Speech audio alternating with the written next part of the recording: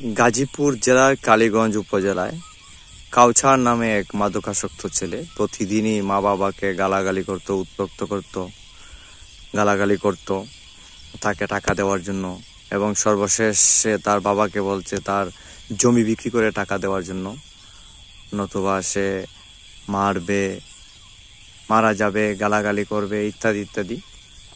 তখন বাবা কি করবে? পাশের ঘরে শুয়ে থাকে ছেলে।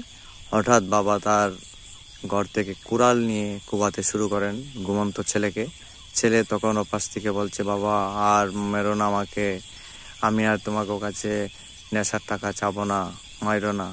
ততক্ষণে বাবার আঘাতে, কুড়ালের আঘাতে ছেলের নিতর দেহ পড়ে থাকে মাটিতে, এবং বাবাও তখন হতভম্ব হয়ে যান।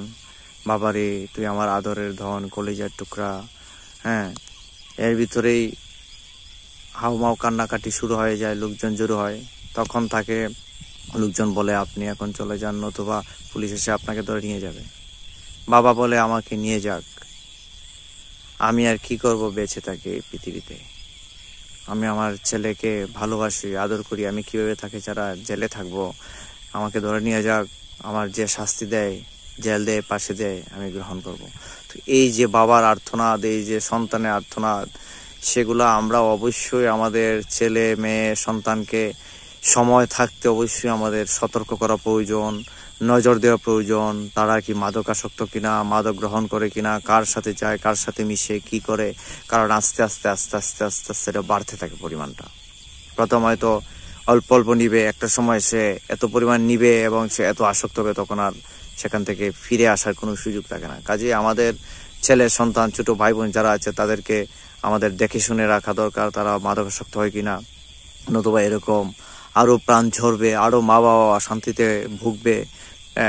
একটা বাবা অতিষ্ঠ হতে হতে না পেরেই তার নিজের সন্তানকে, তার কলিজার টুকরোকে সে নিজের হাতে শেষ করে দেয়। সে কতটুকু আঘাত পেলে, কতটুকু বিরক্ত হলে পরে সে কাজটা করতে পারে।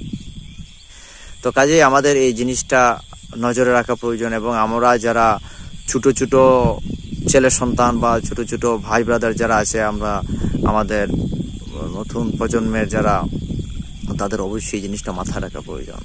কারণ বর্তমানে আমাদের কিশোর গ্যাংও অনেক বেড়ে গেছে।